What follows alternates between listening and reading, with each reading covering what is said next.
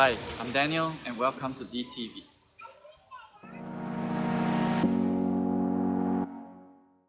Now, we're talking about design thinking, and if you do not know anything about design thinking, it is a very simple 5-step action plan that deals with problem solving.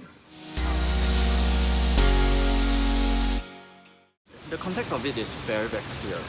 You have what we call traditional problem solving that deals with a very specific problem and a very specific answer. And then of course, if you draw a straight line, it is a very specific formula.